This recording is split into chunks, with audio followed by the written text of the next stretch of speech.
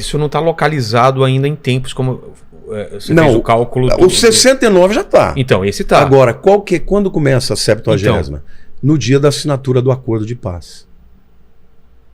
E esse acordo de paz, já vários começaram a fazer conversações.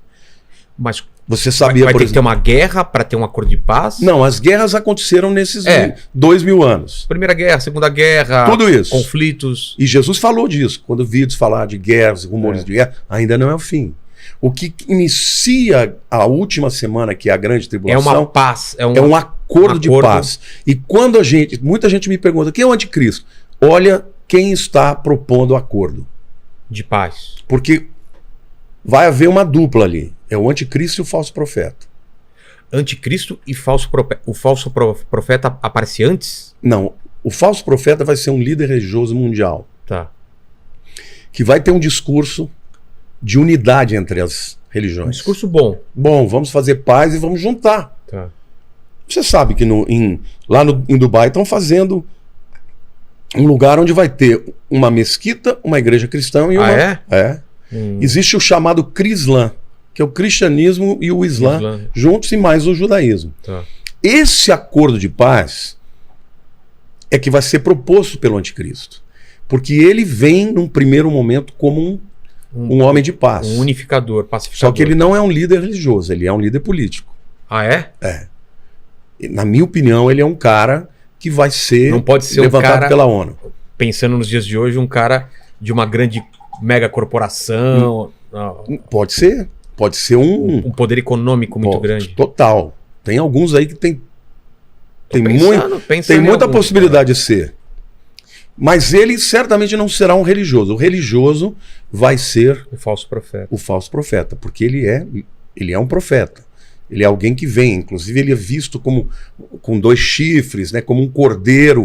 Então ele vai ter aparência de cordeiro, de bom, mas na verdade ele vai ser aquele que vai apontar para o anticristo e dizer, ele é o Messias. E ele sabe do que ele está fazendo? Sabe, total. Agora, essa semana última, a grande tribulação, ela começa com paz. Tá. Na hora que eles fazem... Mas não tem também, desculpa interromper, não tem também o Templo de Salomão? Sim, então eu vou chegar lá. É depois? Tá, então começa com a paz. Então, começa com a paz, e um dos aspectos que serão assinados no acordo é que Israel vai poder reconstruir o templo lá no Monte Moriá. Entendeu? Por quê? Qual que vai ser o argumento? O judeu adora na sexta, né? O Shabat começa na sexta.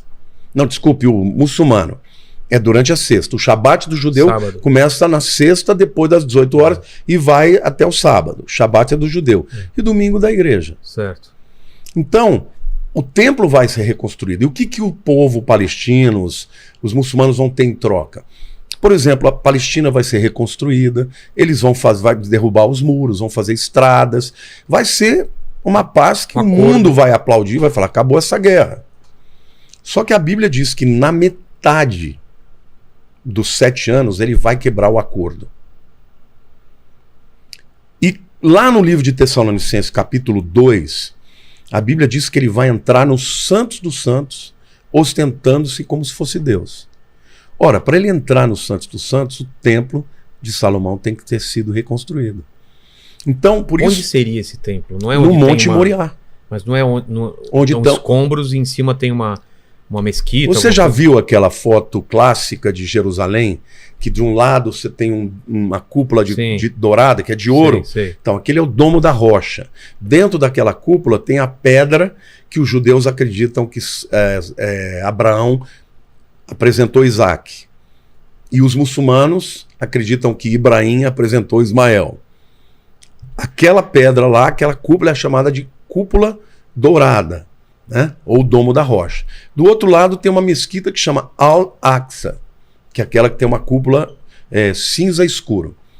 O templo, ele vai ficar entre as duas coisas, não vai ter que derrubar nada. Não vai ter que derrubar nada. Não. Tá. Por que eu afirmo isso?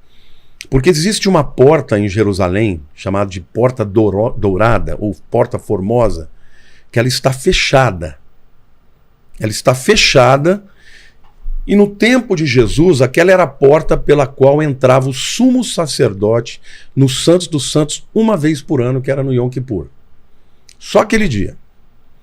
Acontece que depois que os judeus foram expulsos e tudo, um dia chegou, porque essa porta, Ezequiel, o profeta, diz que o Messias passou por ela, ela seria fechada e ninguém ia abrir, e quando o Messias voltasse, ela seria aberta de novo. Entendi. Acontece que Suleimão Magnífico, quando entrou e dominou Jerusalém, ele conhecia as profecias de que o Messias passaria por ali.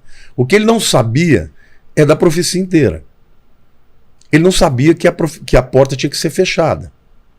Então o que ele fez? Ele plantou um cemitério muçulmano na frente dela e fechou a porta.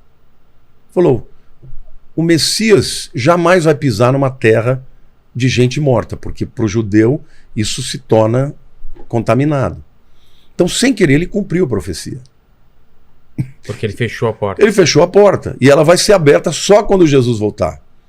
Interessante que na Guerra dos 6 Dias, em 1967, que aconteceu em junho, no início do ano, o rei Hussein da Jordânia estava dizendo o seguinte: eu vou abrir essa porta, vou fazer um complexo hoteleiro lá dentro para os adoradores de Alá quando vierem no Ramadã. Ele ia fazer isso. Por que ele não fez? Por quê? Porque estourou a Guerra dos 6 Dias e Israel tomou Jerusalém. Então, ou seja, Deus falou que ninguém vai abrir aquela porta antes que o Messias venha, não vai abrir. Agora, eu contei tudo isso para você saber o histórico, mas para te dizer por que eu não acho que vai ter que derrubar nada. Tá. Porque quem estava no Monte das Oliveiras enxergava o templo através daquela porta. Então aquela porta ela tem que estar diretamente alinhada ao templo. E ela não está nem no Domo da Rocha, nem no, e nem no meio. No Al-Aqsa, exatamente. Então, o acordo de paz não vai ter que derrubar nada. Eles só vão permitir que os judeus construam o templo lá.